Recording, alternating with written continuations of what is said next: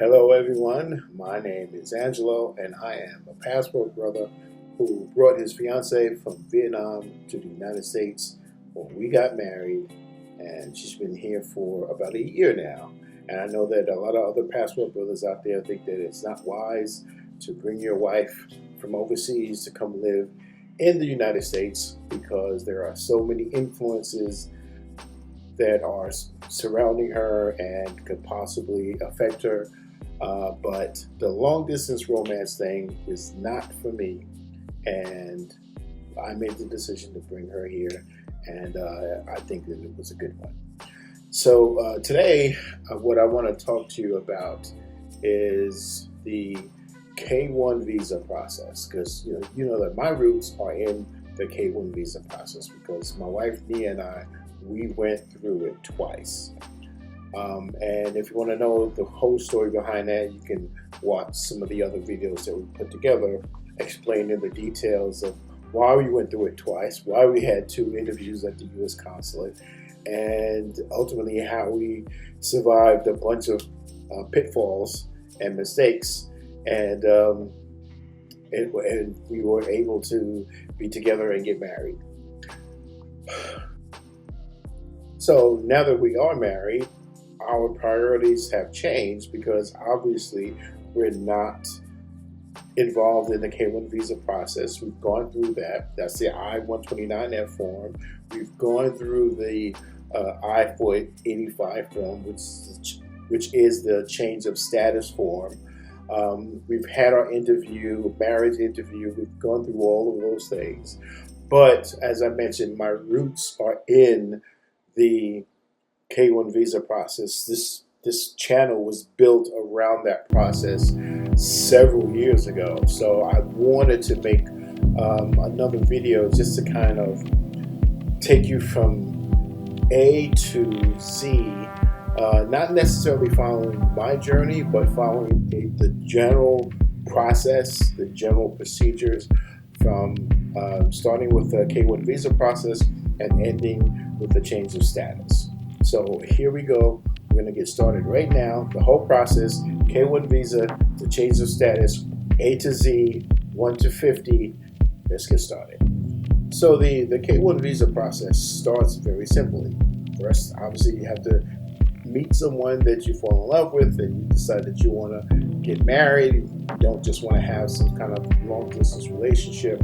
And you ultimately decide that you're going to get married, and you do all of the things, the traditional things that people normally do before they get married, with both cultures, not just yours but hers as well. So that and there's a reason behind that, but you work out both cultures what you want to do to get married, and then you download the I-129F form from the website USCIS.gov, and that's the United States Citizenship and Immigration Service.gov. It used to be called, I believe, INS. That was a few years ago, more than a few years ago, probably about over a decade or 2 ago. But now it's called the USCIS, and that's where you download your form for the I-129F, and it's really important that you go ahead and bookmark that website location now.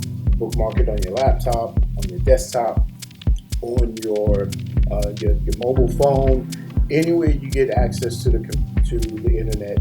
Make sure you bookmark that because you will need to refer to it many times, and you should get into the habit of only referring to that website for your directions and for your questions. So the next thing you have to do for the I-129F form is you have to complete it. And you have to complete 2 sides of it.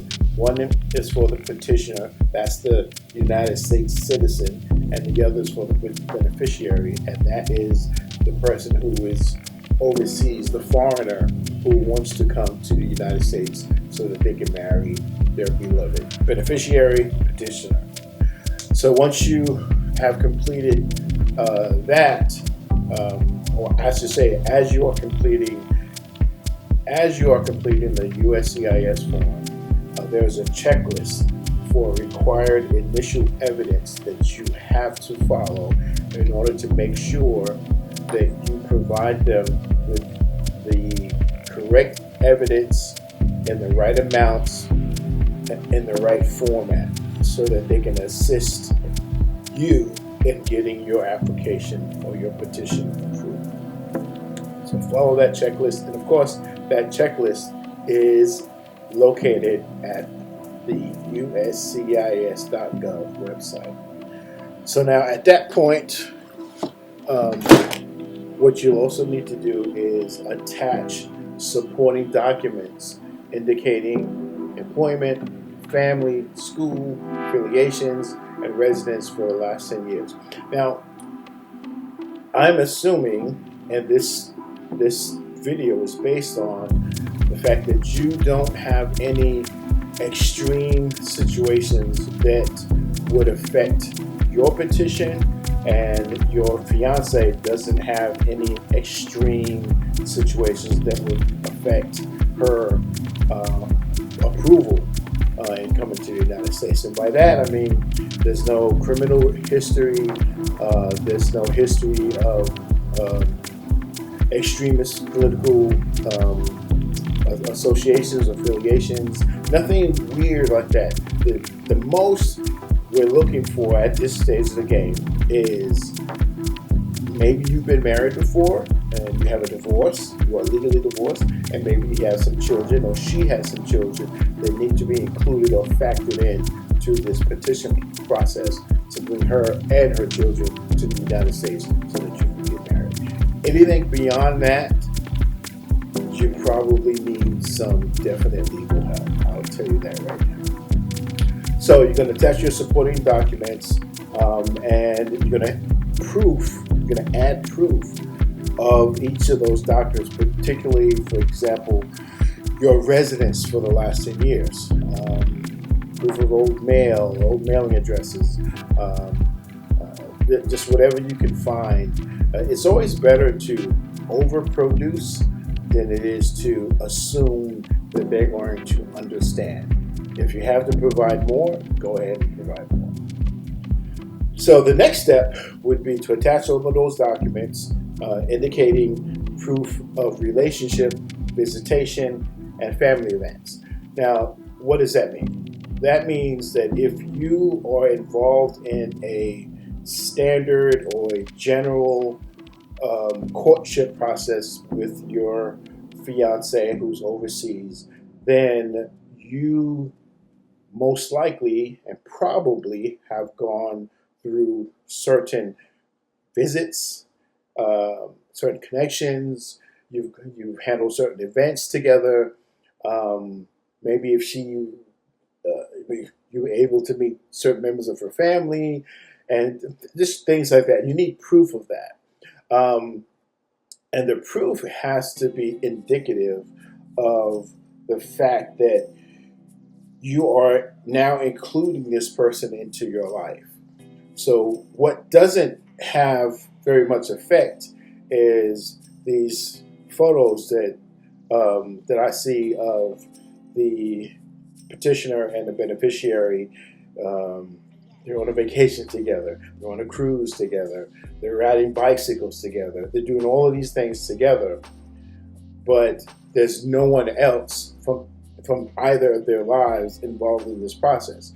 And the thinking behind this is, as far as the USCIS is concerned, is if you are planning to marry somebody, that you are integrating them into your life. And that means they meet your children, they meet your family members, they may even meet your boss, they may come to your place of work, they may meet your co-workers. All of these things have much more impact than these photographs of you and her together. That literally means nothing because those can be staged. So next is as you assemble your proof, your documentation, your evidence, your they also call it exhibits, you need to create a cover letter or a cover sheet for each of them. So by cover sheet, it's just a same size sheet of paper, 8.5 by 11, or if you're using legal, then 8.5 by 14, and it just has the description, a small description of what's included in that packet. So your cover sheet will be hole punched, but not traditionally like here. It'll be hole punched here like this, because that's how they maintain their documents at the USCIS. So you need to punch it here, here, and it's the standard size. You can go to any office supply store or depot or whatever, and they can do that for you. But you're going to label that cover sheet, and feel free to handwrite it if you like. It's okay. It doesn't have to be perfect. Or you can print out some labels on your computer and affix them to the cover sheet, then hole punch it, and then attach the documents to that cover sheet. Next thing you want to do is you want to make sure that you have signed all your documents. That is very, very, very important, because you can literally lose up to 3 months of time by not signing your documents. Because what will happen is the person at the USCIS will review all of your documents, they assemble all your materials, they'll start putting things together, and then they'll look and see this person hasn't signed. So then they have to take all of that stuff, package it up again, put it into a package, send it to their mailroom, and then send instructions for it to be mailed, regular mail, snail mail, to you. That takes probably a week to 10 days. Then you receive it, you open it up, you look at it, you go, wow, what is this, da da da da da. And then you have to go back and sign all your documents, pack everything up again, pay another courier service or delivery service, FedEx or UPS or snail mail to send it back to them. And you send it back to a lockbox. That means that when it goes to the lockbox, it's there with hundreds, if not thousands, of other pieces of material, which then have to be cataloged as a inputted, receive it. And then that could take another 15 days to a month. Then it gets routed to the right person, and then they have to go through all their documents again and whatever. So you get the meaning. You need to make sure you sign your documents, because the worst feeling is knowing that because you made that simple error, you have delayed your process by up to 3 months. That is a horrible feeling.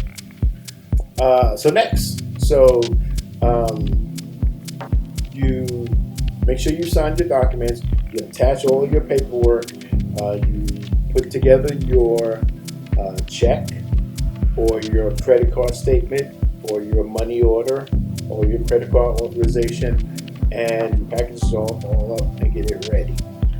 Now, if you send a check, understand that there are some delays in processing of the check.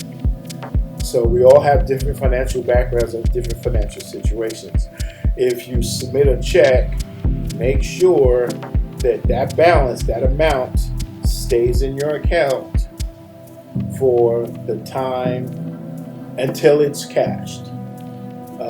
Don't start having your checking account balance dip below that or anything like that. You don't want to go through that, because again, you will delay the processing of your petition by up to 3 months if that check does not get processed.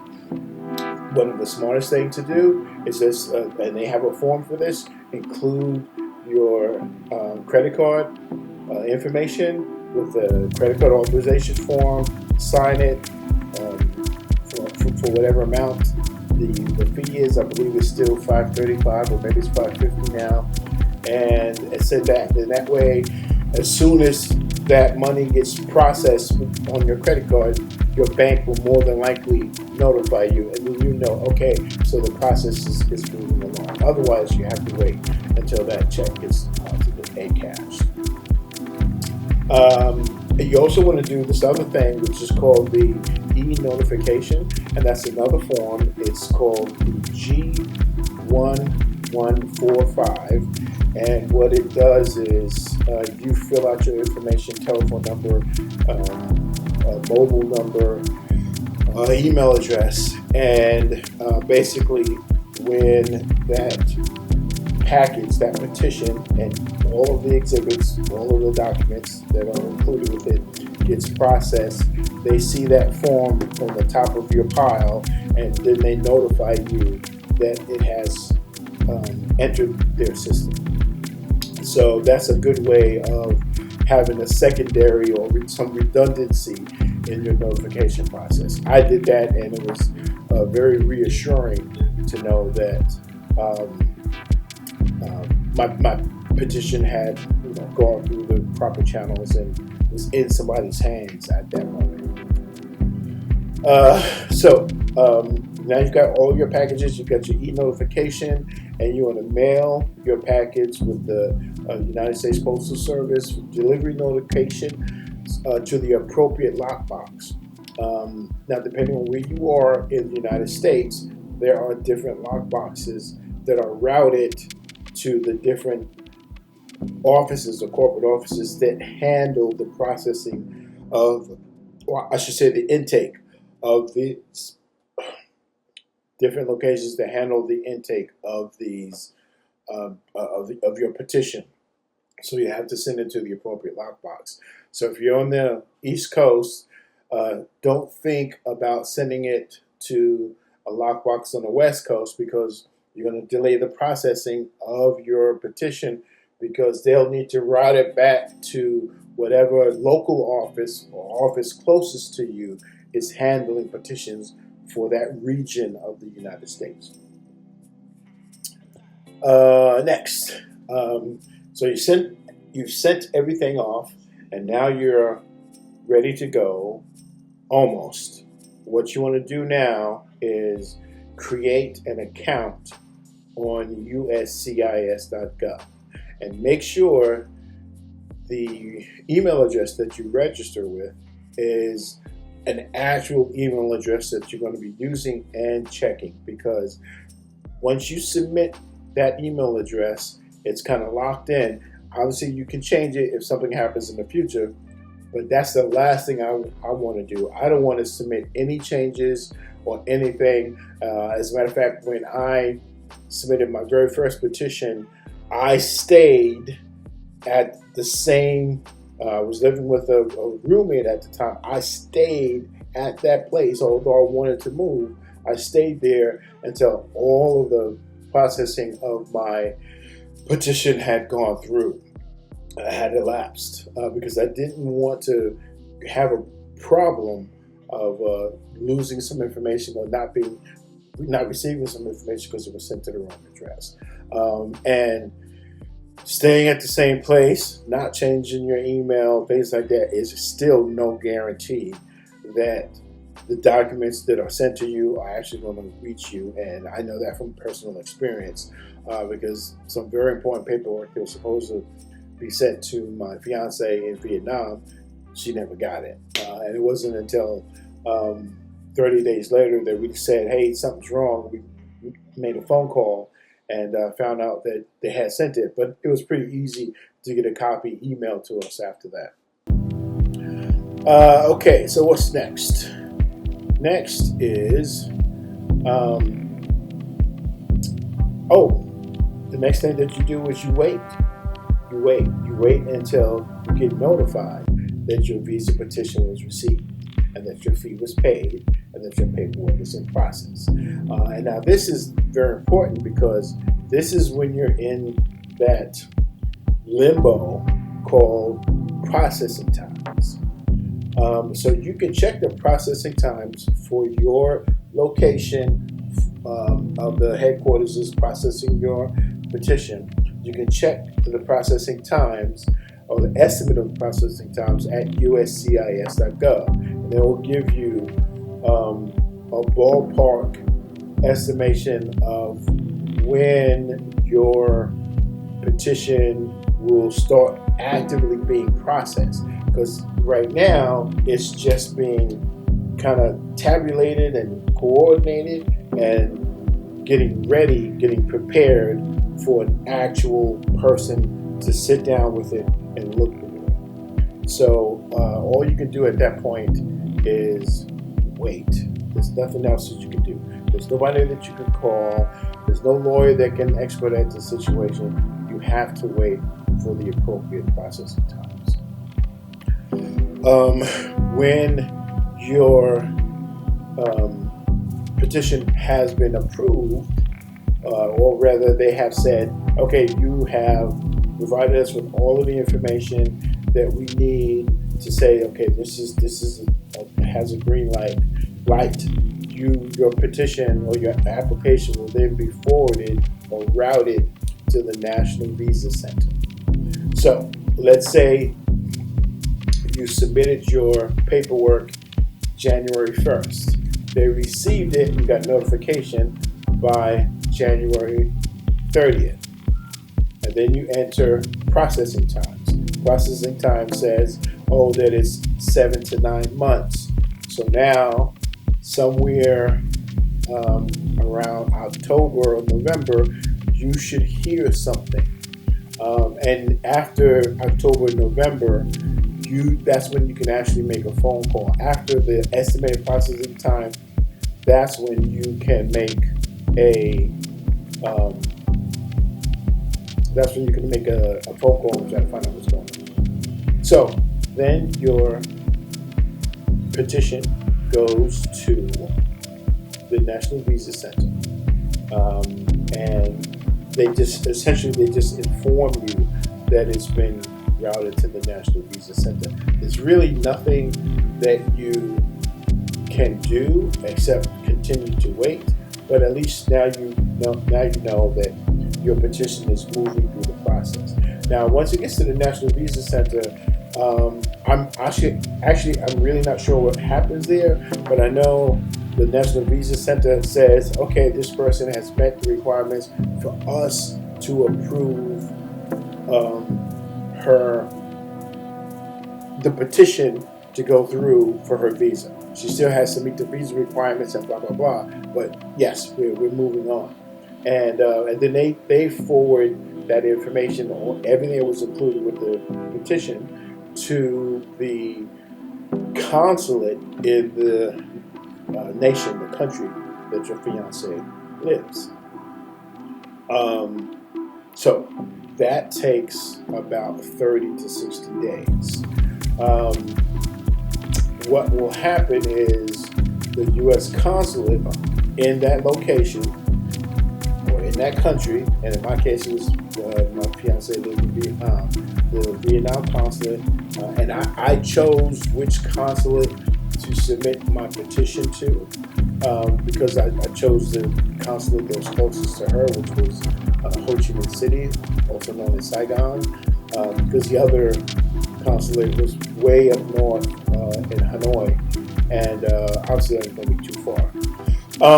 So the National Visa Center to the U.S. consulate in your fiance's home country, and you will get notified that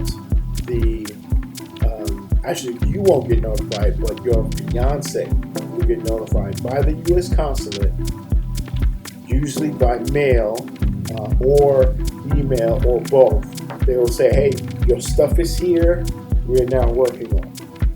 And again, that's just it's really a courtesy. There's not a whole lot you can do at that point. You have to let them go and do their thing. Once the U.S. consulate notifies your fiance, then they tell you that there are some steps that she needs to do. So up until this point, you've done everything. Now it's her turn or his turn, and they have to do a few things in order to make sure that this petition continues through the process. So one of the things that she'll need to do is fill out the DS-160 non-immigrant visa form and pay a processing fee for that. So that's associated with the visa. And that's associated with the fee for the visa. So the reason it's a non-immigrant visa is because the reason the U.S. government looks at it this way. They say, you are coming to the United States not necessarily for immigration, but to marry one of our citizens. So at this point, that's all we're looking at. We're looking at a visa for you to come to the United States to marry one of our citizens. Anything after that is something different. It's a different process. So technically speaking, the K1 visa, K2, K3, all of those are non-immigrant visas, which means that they are not looking at your fiance as a immigrant at the time, although somehow, somewhere, it's assumed that if they marry you, immigration will factor into the equation somehow. So your beneficiary, she fills out the DS-160 form. It's all online. She's got to take some fingerprints. She's got to send a photograph. And there's some other things that she needs to do, but it's all in that form that they give to her. And then when she completes that, they give her, she gets to choose a interview date. The interview date is interesting because you have to factor in a couple of things, okay? Because she gets to choose her interview date, but she also has now this laundry list of things, of paperwork that she needs to provide to the U.S. consulate at the time of that interview. There's some medical issues, there's some family things, there's some family background information, there's marriage certificates and divorce decrees, or all of these things that she's got to go out and find or put together, or make an appointment with the appropriate government agency to make it happen, to obtain a copy of her records. So you don't want to set the interview date so close because you're so excited that you don't give her enough time, or him, enough time to complete all of those requests, to gather all of those documents. You need to push the time out and give her adequate time to do that. Now, one of the things that you have going for you is that a lot of the nearby dates are going to be taken. So you probably won't be able to choose anything in 2 weeks, 3 weeks, a month. You probably most likely will have to go out at least 2 months or so. And in our case, we went out, scheduled the interview at the U.S. consulate 2 months out, and we were done with everything 2 weeks before the date of the interview. And that happened the first time, and then it happened again the second time. So I think 2 months is a good time because she's got to go to the doctor, she's got to go get shots, she's got to go get just so many other things. It's a laundry list of stuff. So give yourself time to do that. Next, for some countries, not for Vietnam, but for some countries, I believe in the Philippines, there are mandatory classes that the beneficiary or your fiance must take as instruction before she is allowed to get a visa to travel to your country. Or perhaps it's before they will recognize the marriage. And this is for safety's sake, because obviously there are horror stories of women who get married with men overseas, sight unseen, and then they arrive, and the next thing they know, they're thrown into these very horrible situations.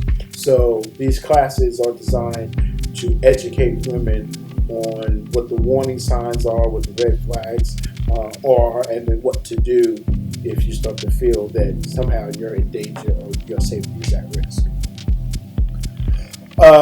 Now, next, once an appointment is confirmed for the interview, you'll also get notice to schedule a medical exam. There's another fee required for the medical exam. It's probably different for every country, but the fee is based on the local government's fee structure. So I think for us it was a flat $220 US that she had to pay, and then she also got some vaccines, so we had to pay for the vaccines as well. So all of these things are important, and you will have to pay for these extra fees. Then there is a separate medical facility that's associated and or endorsed by the U.S. consulate that will have the medical examination. So she needs to bring all of her vaccine records to that location, past or present, all of those to them. Sometimes they will, at that appointment, they will say, hey, you should go back and get this other vaccine, and then you just go back and get it, and then they bring back the vaccine record. They'll add it to an all-inclusive record, at least that's what they did in Vietnam, so that when they give it back to you, everything is on one form, one document. Then you have to wait for the medical office to submit the exam results to you in a sealed envelope. You cannot open that document.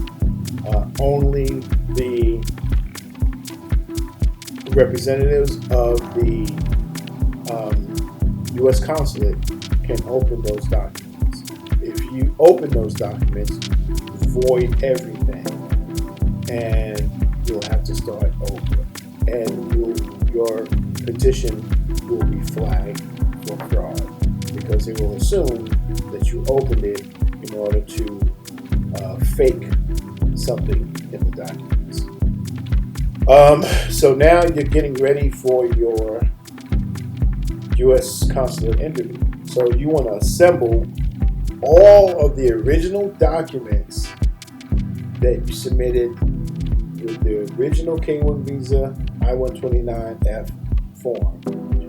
Any new evidence, any new visits, any new decisions, any new letters of recommendation, things like that, and any new pictures, you will assemble those to bring to the interview at the U.S. consulate. So I'm going to talk to you a little bit about the importance of letters of recommendation.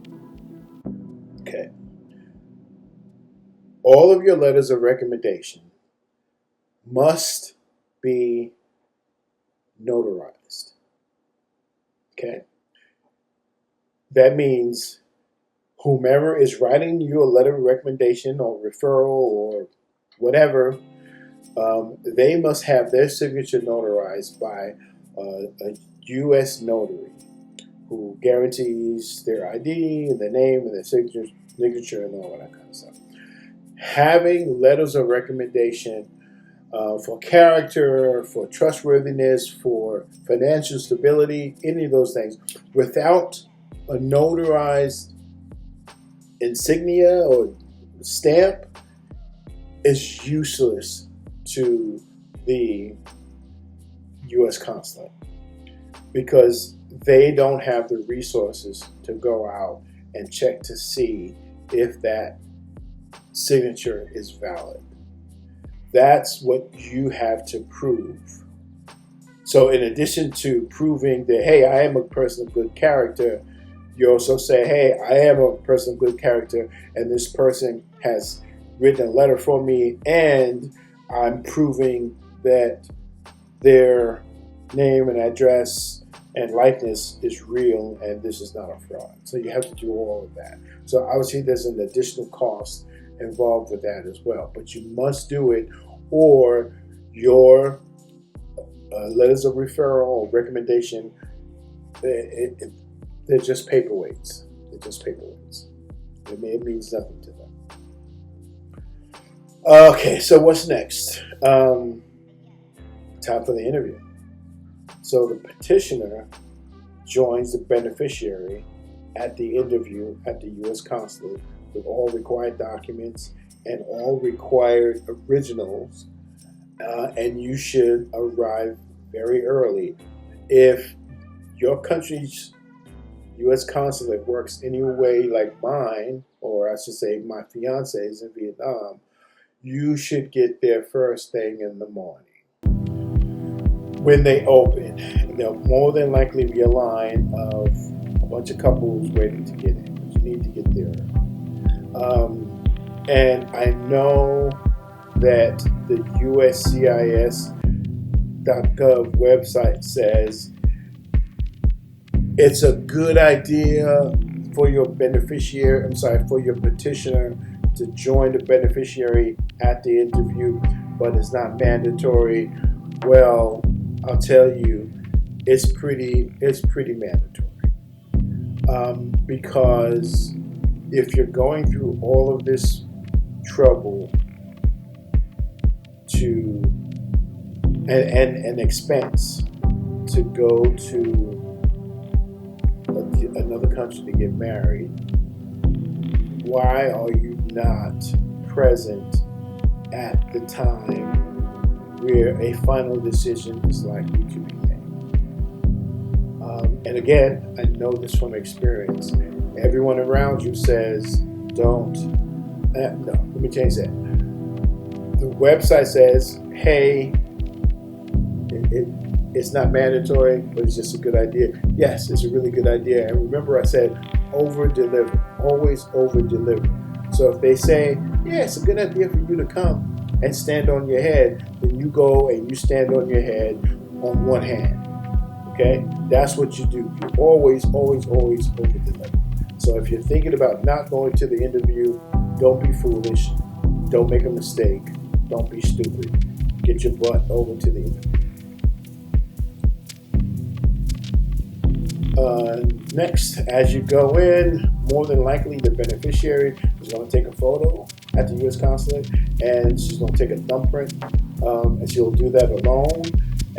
And then the petitioner and the beneficiary attend separate queues to deliver paperwork to the representatives or agents of the U.S. consulate, and more than likely the beneficiary is going to go and sit down and talk to someone who's going to give her a preliminary question and answer session, and the petitioner is just going to go and sit on his butt and wait. And the purpose there, I believe, is to understand what condition the beneficiary's petition is in at that time. They want to know, do you have all of these documents?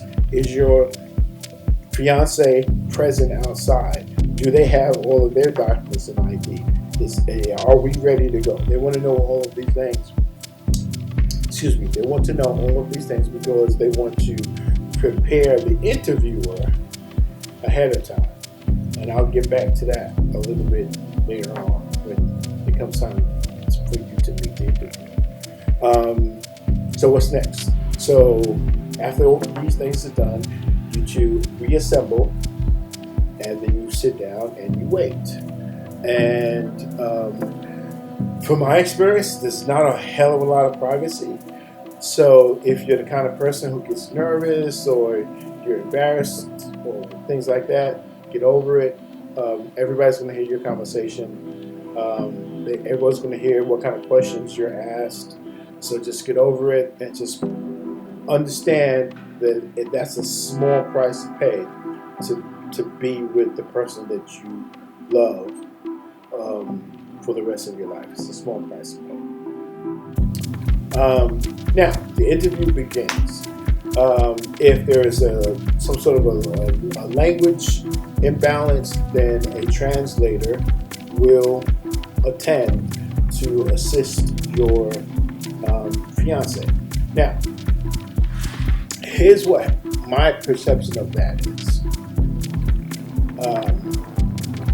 Let's say, for example, you're in Italy, okay, and you're marrying an Italian, and you're at the U.S. consulate in Italy, and your fiance requests a translator. Okay. The first question that's going to arise in the interviewer's mind is, if this person needs a translator because you can't speak Italian and she barely speaks English, how did you guys have a relationship? And you can bet that most of those questions are going to be about that. In our case, the interviewer came, and so did the translator, and the interviewer asked my fiance to take an oath, and it was translated into Vietnamese by the translator, and then my fiance responded in English. And the interviewer said, "Oh, you speak English?" She said, "Yes, I can speak and understand English." And he said, "Oh, great, you speak very well." And then the translator sat off to the side. And what that did for us was establish credibility that at the very least we were able to communicate like normal people who are trying to have a relationship. So we got asked one more question about her ability to speak English, and he just asked how long she had been studying, and then that led to how we got together, and that was it. And so that question or any of those doubts were done. So, long story short, my suggestion is, if you are able to have that interview without a translator, do it, because it's going to take a lot off your plate. However, if you really can't have that interview without a translator, it's just going to show how difficult it must have been for you two to develop a romantic relationship when you can't speak the same language. Okay, so at the end of the interview, typically speaking, the beneficiary will learn if a visa is granted. If so, her passport will be collected. Now, in my experience, the interviewer has a very good idea before the interview happens whether or not your fiance, the beneficiary, is going to get a visa. They have a very strong idea, yes or no. And they have a very strong idea because they've already done most of the hard legwork, most of the homework to make that decision. And now they just need to verify a few things. So, for example, we brought a ton of additional paperwork and pictures and things like that, and they didn't ask for any of it.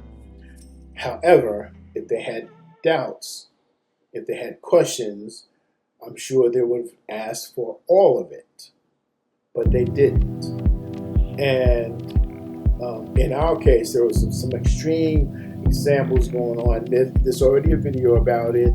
Our petition had been flagged the first time around, and you can go watch the last video to find that out. But we typically would have gotten our visa at the end of that interview because the interviewer said to me, "Hey sir, I have good news and not so great news." And he said the good news was, "I have every intentions of issuing you to a visa." And the bad news was he couldn't do it at that moment because there were some other things that he needed to do.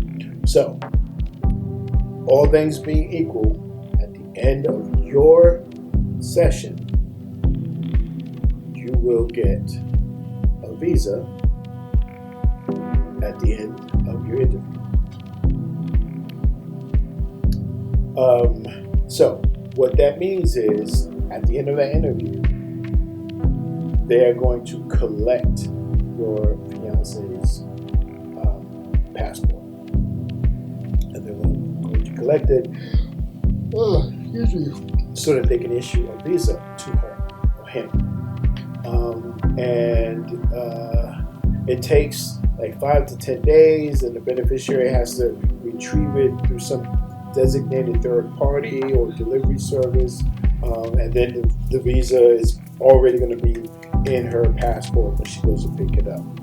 For us, they work through the postal service because that is a government agency, and she just had to make an appointment to, actually not an appointment, we told them to deliver it to her house, and then the courier came, and it was a long story. He didn't come, he came to her house when she was at work, and then he couldn't drive to her work because it was too far, and blah, blah, blah. So she got it a day later, but it had the visa and everything.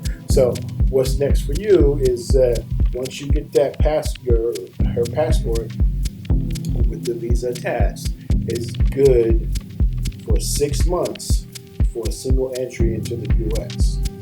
Now, once the beneficiary enters the U.S., she has 90 days to get married. So that means, technically speaking, you have 6 months or 6 months, 6 months, or, technically speaking, it means you have 6 months plus 89 days to get married. Because you can wait until 6 months is 180 days. You can wait for day number 175 and then fly to the U.S. and then your 90 days start. So it really depends on what your personal circumstances are. You have time to plan, to coordinate, to arrange.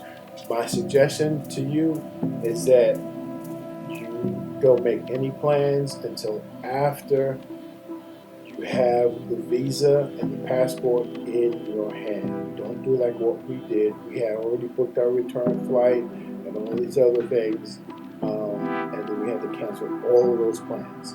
So don't do anything until after that visa is in your hands. So if you have to fly in from the United States to another country, my suggestion is fly in for the interview, have the interview, fly out. If you got to go back home or whatever, maybe you're a big baller and you're a digital nomad and you work from home and everywhere else. But then just come back after that passport is in your hands. Then you can make plans on how the two of you are going to go to the United States. Now, that being said, it's not unheard of for the fiance to fly to the U.S. alone. That wasn't my choice for my fiance, and it's not a choice for a lot of people. But, plane tickets are expensive. So whatever works, just do whatever works for the two of you. Just understand that you don't have to follow anybody else's footsteps. You can make your own path. Okay, so now you fly and you arrive into the United States. Once you land, once she goes through immigration, and they check all her paperwork and they take whatever they need to take, and she's going to be going through immigration and flying with a sealed package that she cannot open, and the immigration officer is going to open it and verify that it hasn't been opened or tampered with. But once that's done, a day or two later, you have to go online and download a copy of the I-94. Now, the I-94 is just a proof that she entered the country legally. that you didn't. If you don't have an I-94, that means you have no proof that you entered this country by legal means. And that's at an airport, a dock, on a ship, a plane, or a roadway. If you don't have that, you're in big trouble. So make sure 2 to 3 days after she lands, you go online and you download a copy of I-94. If it's not available online, you have to formally request it.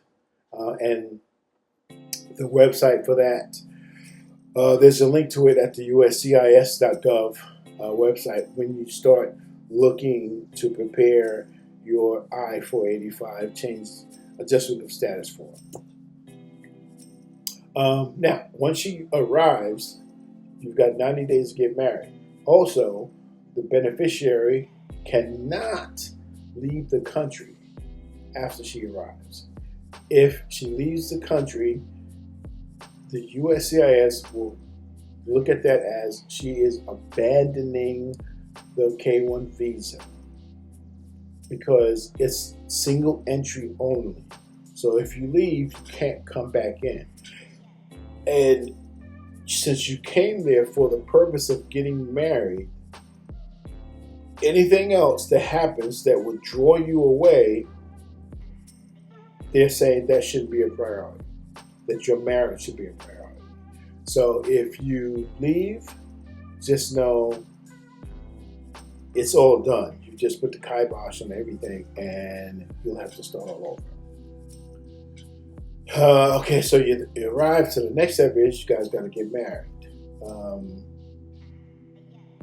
Getting married in the United States is usually fairly simple. County clerk's office, you get the forms, you fill out the forms, you have an ordained minister sign off that he performed the ceremony, and you ship it in, and you get a copy of your marriage license. Ta-da! It's no big deal. You get that. Or you can have a big, elaborate, expensive wedding and still have to have the ordained minister fill it out and submit the information and whatever. So you have to get certified copies of the marriage license or the marriage certificate. Now, when you file the I-485 adjustment of status, because it takes some time to get that official marriage certificate or license, it takes time. What you can use, however, is the form that you submitted back to the county clerk's office or the registrar recorder that says, hey, I'm applying for a marriage license. And that'll have your information, it'll have your fiance's information, your address, passport numbers and IDs and all kinds of other stuff. You can use that to submit with your I-485, and we'll talk more about that later. Once you guys have gotten married, it's important that you do what's necessary to integrate your wife into your life on paper. And that means you need to have documentation that says, now John Smith and Jane Doe are now together as man and wife and husband and wife, and they are living a life together. And so they are putting their joint names on all of these accounts and all of these situations because they are essentially one entity. And you need to do that as much as possible. So you need joint bank accounts, you need a joint lease or mortgage, you need medical insurance, you need evidence of gatherings of family and friends, wedding photos if you have it, engagement photos if you have it, but something that showcases your spouse around members of your family. Do that as soon as possible. Now, one of the things that's difficult to do is difficult to get a joint bank account without a social security number. So you just have to do other things. Like it was real easy for me to get, for my apartment, to get apartment insurance or renter's insurance and just put my wife's name down on it. I got a new copy of my lease and put my wife's name on it. I had added her to my medical insurance, so she had her own card. Then, of course, she was spending all of this time with my children, so there was all these pictures of her and my children. So those things are very, very important because you need those things when it comes time to sit down and have a meeting for your adjustment of status. And speaking of adjustment of status, that's the very next form that we have to fill out. So the adjustment of status is an application to register permanent residence or adjust status. There is another fee required. I believe it's something like $1,200. So you need to prepare all of those documents, similar documents as you filed for the petition, and then any upgraded new documents or contracts that have come about after your recent marriage. In addition to Form I-485, you need to fill out Form I-765, which is the application for employment authorization, and that allows your foreign spouse to work via an employment authorization document, or EAD. And with that form, she'll then receive a Social Security number. If you file that form with the I-485, there's no additional fee. However, if you file the I-485 and then later on you say, hey, let's get you authorized to work, and then you file I-765, then there will be a fee. So you might as well do the two of them together because you need it together, and it'll help when you have to sit down in front of the interviewer for the adjustment status. In addition, there's another form. It's the I-131 application for travel document, which allows your foreign-born spouse to travel outside of the U.S. to her home country for family or work emergencies only, and an additional fee is required. So understand, once your spouse understand, once your fiance arrives and gets married and she still has no visa to leave and come back, that is a single entry visa. So she can't, even after you get married, she can't leave the country. She has to stay there until you have your interview with for the adjustment of status, and until she receives her temporary or conditional green card or the green card. So this document, the Form I-131 application for travel document, allows your spouse to travel outside the U.S. to her home country for a family or work emergency. Obviously, she's going to have to prove the family or work emergency through notarized letters or documents from the hospital, from the doctor, or from her employer, and file that with the I-131 form. With that, you also need to include the I-94 proof of legal entry into the United States. Because if you can't prove that you legally entered the United States then through a legal port, then they will not consider your application for adjustment of status, because they will assume that some way, somehow, you got to the United States without going through a traditional port of entry.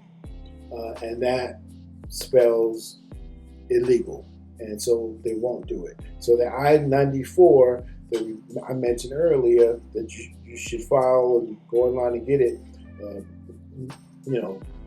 a few days after she arrives. Just understand that if you wait too long, it will not be available online, and then you'll have to go through some other means and some other measures to get a copy of it. Okay, so now you grab all these forms, put it together with all your proof, all your evidence, all your exhibits, and with another copy of the electronic notification form, the G1145, with your email address and your mobile text number so you can get notified when they receive these documents for intake, and you prepare to ship them off to the respective office, and you will receive notification that your application and forms have been received. And then your spouse will receive an appointment for biometrics, and by that, they'll take some fingerprints, and I think some palm prints. And in our case, it was really close to the house, but it was such a small venue, I couldn't go inside. They were only taking the people who were actually there to get there for the biometric appointment. So it's really helpful if your spouse speaks reasonable English. Here's the thing that we faced.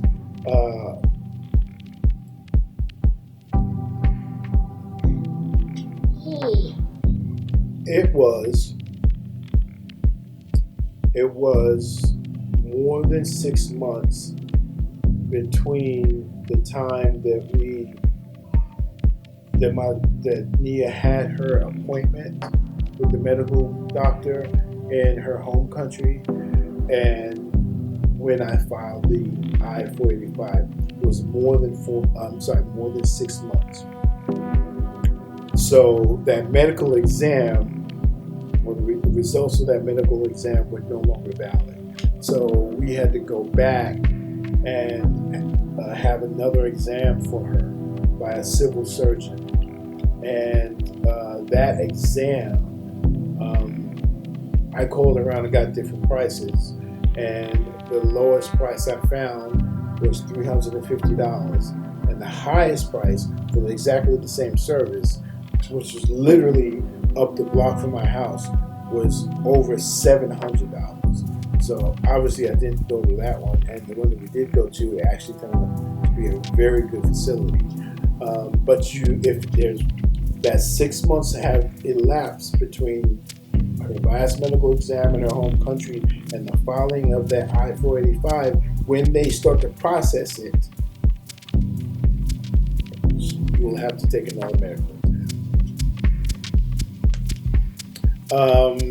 Once you take the medical exam with the civil surgeon, they'll give you a sealed envelope with the results of your exam. They'll also provide you with a copy so you'll know what it says anyway, but they have a sealed version that you have to bring with you for the interview. Then you receive notice of the interview date to register the permanent residence or adjust status. So, for the same thing you did with the I-129F, you need to assemble all your documents for the I-485 and the I-765 and the I-131 if that's filled out. All your proof, all your exhibits, all your documentation, all the notarized signatures from families and friends and character references and people who attest that you guys have been living together as husband and wife, and all of the contracts and documents that have your joint name on them. You need to bring all of that stuff with you for the meeting. Also, any additional photographs of your fiance being integrated into your life, your family, your work, your culture back here in the United States. Once you have that interview, more than likely, you will know at the end of that interview whether or not you will get approved for the adjustment of status. In our case, we were approved, but we needed to provide just some technical documentation, which we sent the very next day. And we got the form I-797, which is the notice of action, which is really form number whenever they have moved from one state to the next. They send an I-797 to you so that you know what's going on and what they plan to do. So we got an I-797 notification regarding her employment authorization document, which means she was now legit, ready, able to work. We just need to get the EAD hard copy, in the mail. And then actually before we got that, we got a copy of her Social Security card.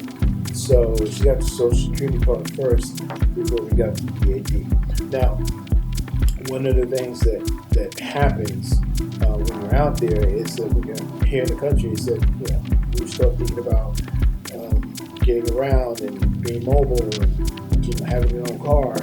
And there is a form of driver's license. I think it's called the EB60, and it allows you to get a driver's license without proving legal residence. So we decided to go that route because we didn't know how long it was going to take to get her employment authorization document. It's really just a card. Bad decision. Bad. The DMV is horrible. No, let me change that. The DMV was extremely helpful, but it's the third party that's in charge of doing a triple check of the credentials of the person applying that caused a massive delay of over 6 months and counting for Nghia to be able to get her driver's license, or at least her permit. She's already passed the test. She's ready to start taking lessons, but you can't take your lessons without the learner's permit. We can't get the learner's permit until we go through the secondary screening process.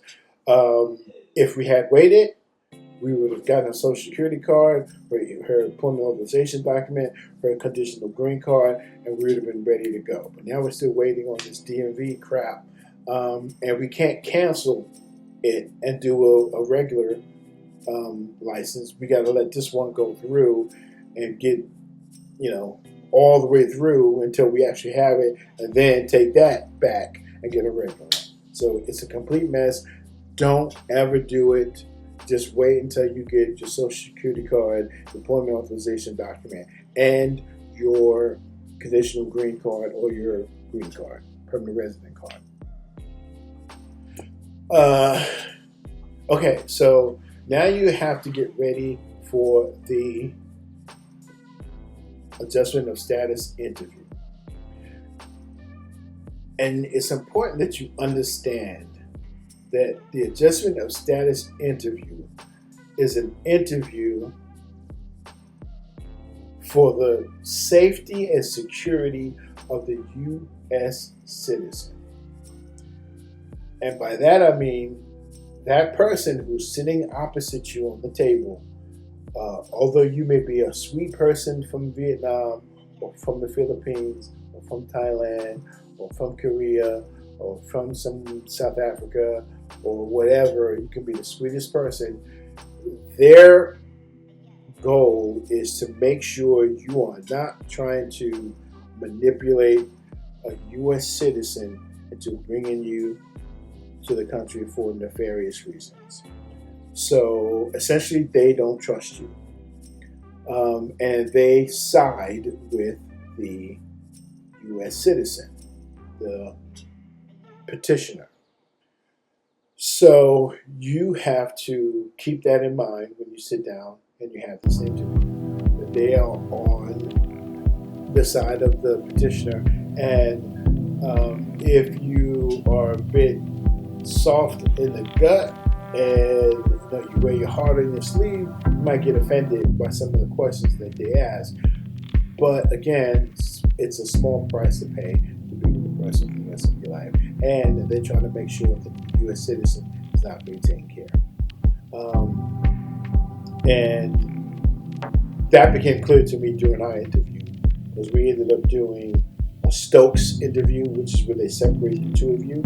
And again, another long story. Go back and watch some of the other videos. because I tell you why they did the Stokes interview and how we passed and how we were just blessed to have good experiences with the people who were opposite us. But you need to prepare for that interview, and you can practice, but please don't memorize your answers. It needs to be spontaneous. It needs to be real. Just look at any list on the internet of the top questions that they ask at the adjustment of status interview, and just prepare to know those. And if you don't know them, just say, "Oh wow, we don't really talk about that." For example, one of the things that my wife and I had to have a conversation about was, I said, "Hey, listen, I'm not really close with my family back in New York, so don't try to make up something like I talk about them all the time, because I don't." So if they ask you about any of my brothers, particularly if they're already deceased, tell them you don't know, because that's the truth. Don't try to make anything up. And that's what we did. So we attended the interview. We arrived early. We answered truthfully, and if we needed the interviewer to explain their question better, we did. We asked them to do that. We never guessed, and when they asked me questions that I knew, I said them confidently and boldly and loudly and proudly. And by the end of our interview, the guy was telling us that he wished he had more people like us. So that was really good. But watch my other video for that. So you will receive an interview. You will receive a decision at the end of the interview from the interviewer. So you can just ask them for clarification of any next steps that you need to take. Are there any other documents that you need from you? Just make sure you understand if there's something else that they need, so that you can provide that to them as quickly as possible. At the end of my interview, there was something that the documents that we needed to provide, and I went out and got them the very next day.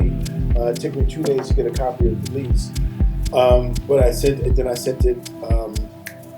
A priority mail with a signature guarantee and blah blah blah. And he gave me his direct mailing information, so that it didn't go to a lockbox or a general mailbox. It went right to him.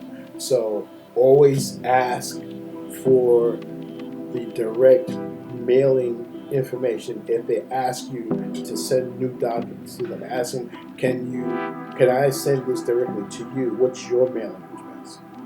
That's a very good way to avoid the whole lockbox situation, which could add an extra 30 days to your situation. Now, if you receive an RFE, which is a request for evidence, at the end of your adjustment of status interview, again, ask for clear directions about what you need to provide, and submit everything within 90 days, preferably within 30 days, but certainly within 90 days. Submit your documentation, keep copies of it, copies of the original or the originals, and then send them information.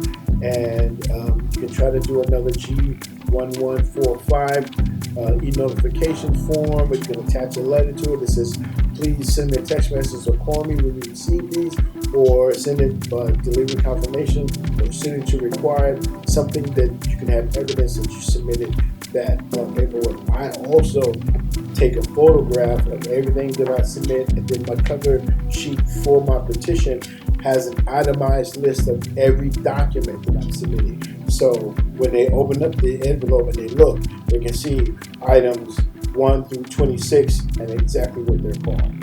That can only help you, because then they can tell, oh, yeah, this guy sent me a lot of stuff. Okay? Or if it says items 1 through 26 and there's like 3 pieces of paper in the envelope, they know that something's wrong. Once you submit your RFE, request for evidence and it's accepted, you should be celebrating because you are about to get your conditional green card. Yes, you are. And when you do, all things will be handled beautifully, and you won't have to worry about so many other things. But understand this: the last 2 years, at least, you and your now spouse have been hitting it hard, trying to get all of this paperwork done, all these documents signed, and all these exams taken, and all of these signatures notarized, and now it's done and it's behind you, and it's like, oh my God, what do we do now? It's like coming down from a major, stressful, tense situation, and every fiber of your being has been geared towards handling that, and then it's gone. And you're like, what do I do? So you just have to work on the next thing. For us, it was finding work for my fiance, and then ultimately getting her to the point where she can drive, and then getting her buy her a car. But anyway, those are the 53 steps for the K-1 visa to the I-485 adjustment of status. Takes you from the fiance to the wife to the permanent resident green card holder. That was my journey. I wish you good luck on your journey.